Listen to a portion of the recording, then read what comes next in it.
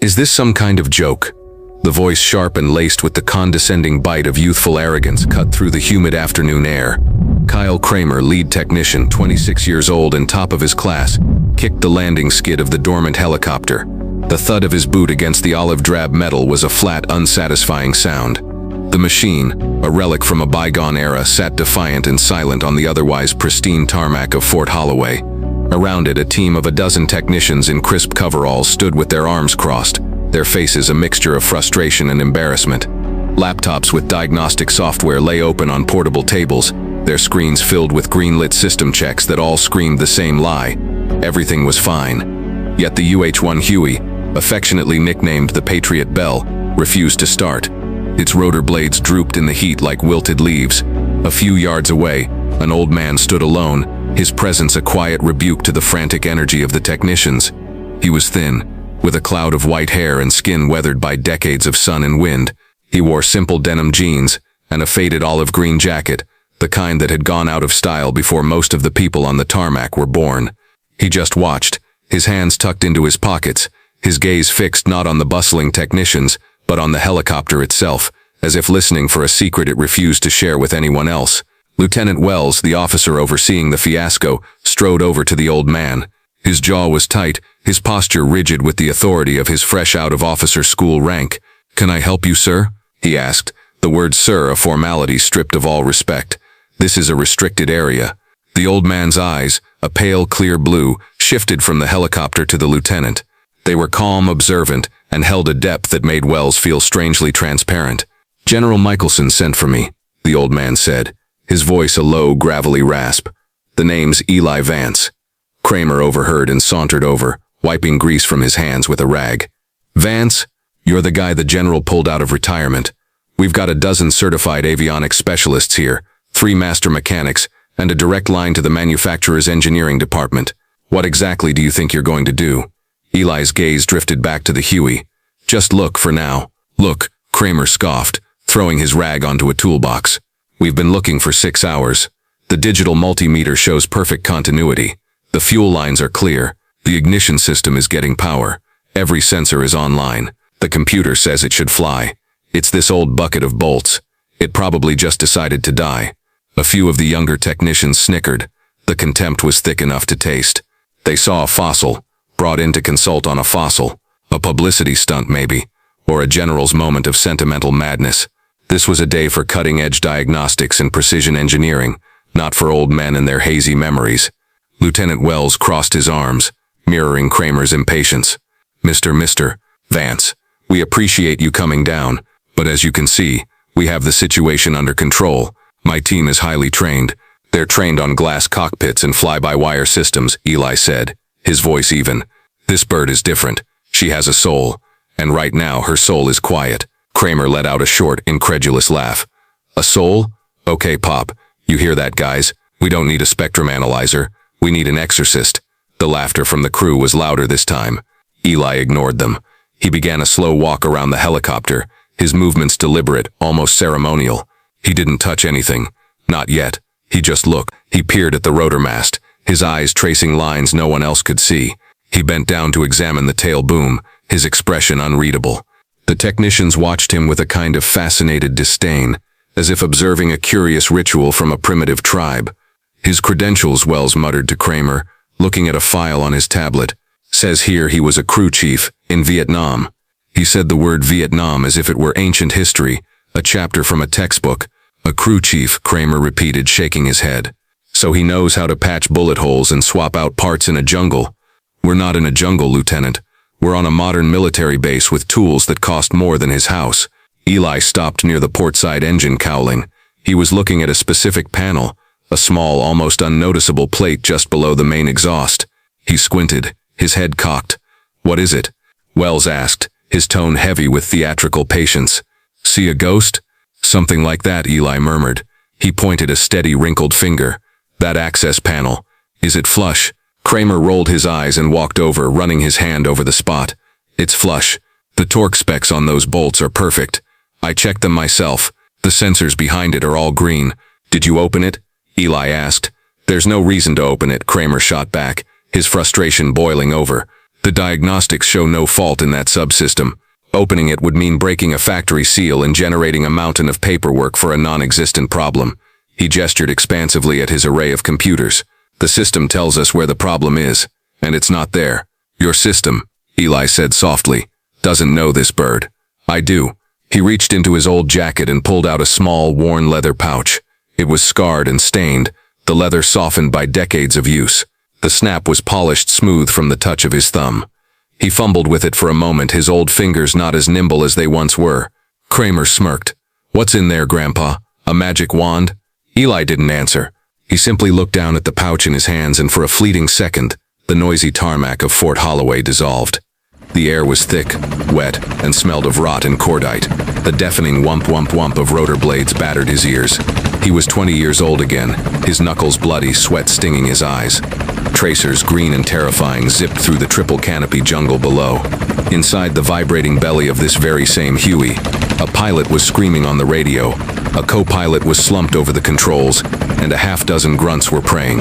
A round had punched through the engine cowling, and the bird was losing power. He'd crawled out onto the skid, the wind trying to tear him away, and from that very leather pouch he'd pulled a roll of sealing tape and a stubby custom-ground wrench. The pouch had been a gift from a pilot he'd saved the week before, a man who swore Eli could raise aircraft from the dead. He had braced himself against the fuselage and worked, his hands sure and steady while the world fell apart around him. The memory vanished as quickly as it came, leaving the ghost of rotor wash in his ears. He looked up, his pale blue eyes refocused on the arrogant faces of Kramer and Lieutenant Wells. They saw an old man with a shabby tool bag. He saw the ghosts of the young men he'd kept alive. The heat was becoming oppressive. The general's demonstration flight was supposed to have started an hour ago, with dignitaries waiting in a cooled viewing stand across the base. The delay was turning from a technical issue into a full-blown embarrassment. Lieutenant Wells's radio crackled. It was the base commander, his voice tight with controlled fury. "Status report, Lieutenant." "No change, Colonel," Wells said, struggling to keep his own voice steady. "We're still troubleshooting a no-start condition. The techs are running level 3 diagnostics now." "And the civilian?" "The one General Michelson insisted upon." Wells glanced at Eli, who was still standing quietly by the engine. "He's here, sir. He's observing." There was a pause on the other end of the line. "Put him on the phone with the general. Now." The order felt like a slap. Humiliated, Wells walked over to a young airman who was part of the support crew, a kid named Peterson. Peterson had been watching the entire exchange, not with the derision of the technicians, but with a quiet, troubled curiosity. He'd seen the way the old man looked at the helicopter, the way he carried himself. It wasn't arrogance, it was a profound, unshakable familiarity. "Peterson," Wells snapped. "The colonel wants the civilian on a secure line to General Michelson." "Yes, sir," Peterson said, grabbing a tactical phone. But as he approached Eli, he saw the looks from Kramer and the others. He saw the dismissal in their eyes. And he remembered his own grandfather, a quiet man who had fixed tanks in the Ardennes and never spoke of it. Something clicked in his mind. This wasn't right. He handed the phone to Eli, but then on impulse he stepped away and used his own personal cell phone. He scrolled through his contacts and found the number for the general's direct aide, a major he'd met during a briefing a month prior. It was a long shot, a massive breach of protocol, but his gut screamed at him to do it. The major answered on the second ring, his voice harried. "Major Davies." "Sir, this is Airman Peterson at the flight line at Fort Holloway," he said, his voice low and urgent, turning his back to the others. "I'm sorry to call you directly, but sir, it's about Mr. Vance." "What about him?" the major asked, his tone immediately sharpening. "Is he all right?" "He's fine, sir, but the situation here is not good. The lead tech and the lieutenant in charge, they're treating him like he's senile. They're laughing at him. They won't let him near the aircraft. They're relying on their computers. And sir, I don't think the computers know what's wrong. This man, Mr. Vance, he looks like he does." There was a dead silence on the other end of the line. For a moment, Peterson was certain he was going to be court-martialed. Then he heard muffled shouting, the sound of a chair scraping back violently, and the major's voice now directed away from the phone. "General, you need to hear this." Now, inside the air-conditioned command center miles away, General Michelson, a man with 3 stars on his collar and a face carved from granite, took the phone from his aide. He listened for 10 seconds as Airman Peterson quickly relayed the scene of casual disrespect on the tarmac. The general's face, already stern, hardened into something terrifying. He didn't raise his voice. He didn't need to. His words were cold, precise, and carried the weight of his entire career. "Major," he said, his voice a low growl that made everyone in the room flinch. "Get me Colonel Hayes on the line. Conference him with the tower at Holloway. Now," he looked at his aide, "and get me a car. I'm going down there myself." He muted his end of the call and turned to the assembled staff in the command center. "For those of you who don't know," he said, his voice dangerously quiet, "the man my officer and lead technician are currently humiliating on that flight line is Elias Vance. In the Washoe Valley, in 1968, he kept 60% of the 1st Cavalry Division's Hueys in the air using scavenged parts, baling wire, and sheer force of will. They didn't call him a crew chief, they called him the Ghost, because he could make dead birds fly again.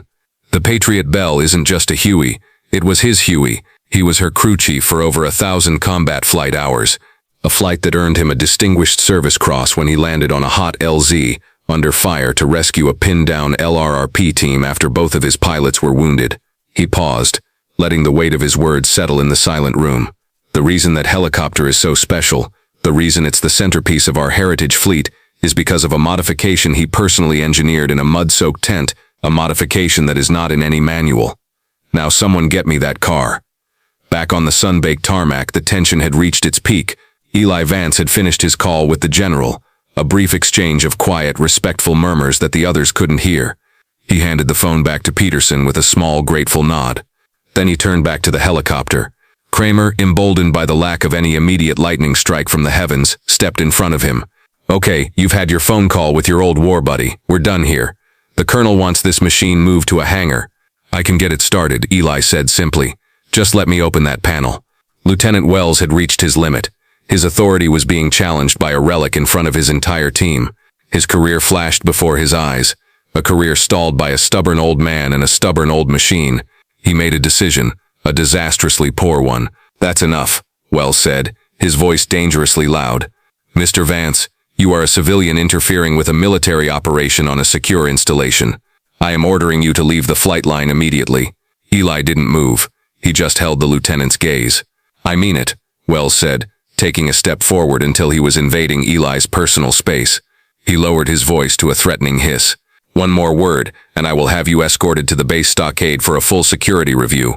Do you understand me, old man?" He placed his hand firmly on Eli's shoulder, intending to physically turn him and march him away. It was the final, irrevocable overreach, the ultimate act of arrogant folly. The sound that cut through the air wasn't the sputtering of an engine, but the high-pitched squeal of tires. A procession of 3 black command vehicles screeched to a halt on the tarmac just yards away, their doors flying open before they had fully stopped. From the lead vehicle emerged General Michelson himself, his face a mask of cold fury. Following him was the base commander, Colonel Hayes, whose face was pale with dread. The assembled technicians froze, their mouths agape. Lieutenant Wells snatched his hand back from Eli's shoulder as if he'd been burned. His blood ran cold. He felt a wave of nausea wash over him. General Michelson didn't run. He moved with a speed and purpose that was far more terrifying. He strode across the concrete, his eyes locked on Eli Vance, ignoring everyone else as if they were nothing more than inanimate scenery. He bypassed the stunned lieutenant and the petrified lead technician, coming to a halt directly in front of the old man in the faded jacket. In the ringing silence, General Michelson, a 3-star general in command of the entire region, brought his heels together with an audible crack. He raised his hand to his brow and delivered the sharpest, most respectful salute of his long and decorated career. "Mr. Vance," the general said, his voice booming across the tarmac, clear and strong for all to hear. "It is an honor to have you on my base, sir. I apologize for the reception you've received." Eli simply nodded, a flicker of sad understanding in his pale blue eyes. He did not seem surprised or even particularly vindicated. He just seemed weary. The general dropped his salute but remained at attention. He turned his head slightly, his gaze sweeping over the dumbstruck crowd of technicians and falling with laser-like intensity on Lieutenant Wells and Kyle Kramer. "Let me make something perfectly clear to all of you," the general announced, his voice dropping to a lethally quiet register that nonetheless carried to every corner of the flight line. "This man, whom you have treated with such profound disrespect, is a living legend of Army aviation. This is Elias the Ghost Vance. He holds the Distinguished Service Cross for Valor, 2 silver stars and a bronze star with a V device. He has more combat flight hours as a crew chief than every single pilot on this base combined." He pointed a rigid finger at the silent helicopter. "That aircraft, The Patriot Bell is not just a piece of equipment, it is a monument. In 1969, during a monsoon, Mr. Vance personally field-stripped and rebuilt her transmission in less than 12 hours to rescue a downed recon team. In 1970, he redesigned the fuel flow regulators on this specific bird, a modification that is not and never will be in any of your manuals or your computers, a modification that allowed this Huey to fly higher and carry more weight than any other in the fleet. A modification that saved the lives of my entire platoon when he flew in to pull us off a hilltop we were about to be overrun on. I was a scared second lieutenant then, and he was the calmest man I have ever seen. A wave of shock rippled through the crowd. Jaws were slack. The technicians, who moments before had been snickering, now looked at Eli with a mixture of awe and deep burning shame. Kramer looked as though he might be sick. Lieutenant Wells's face had gone from pale to ashen. He was staring at the ground, unable to meet anyone's eyes. The old man wasn't just a forgotten veteran, he was a giant, and they had been trying to swat him like a fly. The general turned his full attention back to Wells and Kramer. His voice was now barely a whisper, yet it was more terrifying than any shout. Your arrogance, your blind faith in your technology, and your utter lack of humility and respect have disgraced your uniforms in this command. You had the one man on this planet who knows this aircraft's every secret standing right here offering his help, and you threatened him. He stepped closer to the lieutenant. You put your hand on him. It wasn't a question, it was a verdict. General, a quiet voice interjected. It was Eli. He had stepped forward, placing a gentle, calming hand on the general's rigid forearm. They're good men, just from a different time. They trust their screens. It's not their fault. The bird just needs a familiar touch, that's all. His grace was more cutting than any reprimand. He was defending the very men who had humiliated him. In that moment, he wasn't just a hero from the past. He was a teacher, offering a quiet lesson in wisdom and forgiveness. The general held his stare on Wells for a moment longer, then gave a curt, almost imperceptible nod. He stepped back, ceding the stage. She's all yours, Ghost. Eli walked to the side of the Huey and finally unfastened the snap on his worn leather pouch. He didn't pull out a diagnostic tool or a complex meter. He retrieved a single, oddly shaped wrench. It was dark, forged from some unknown metal, and curved at an angle that matched no standard tool. As his fingers closed around it, the world flickered again. He was in a sweltering makeshift hangar at Quezon, the air thick with the smell of canvas and hot metal. He was grinding this very piece of steel on a whetstone, shaping it by hand, checking its fit against a custom bolt he had machined himself. It was for his modification, the one no one else knew about, the key to the secret heart of the machine. The bolt controlled a manual bypass for the primary fuel injector, something he'd designed for emergencies, something no computer would ever know to look for. Back in the present, he reached for the small access panel that Kramer had dismissed. With the custom wrench, he turned the 4 bolts. They came loose with a smooth ease that no standard tool could have managed. He removed the plate, revealing a small, simple lever nestled within a tangle of wires. It was switched to the standard position. With the tip of the wrench, he gently nudged it to the bypass position. It clicked softly into place. He replaced the panel, tightening the bolts with a practiced touch. He then walked to the cockpit door and looked at the stunned technicians. "Someone want to try her now?" he asked, his voice calm. As if in a trance, Kramer stumbled forward. He climbed into the pilot's seat, his hands shaking slightly.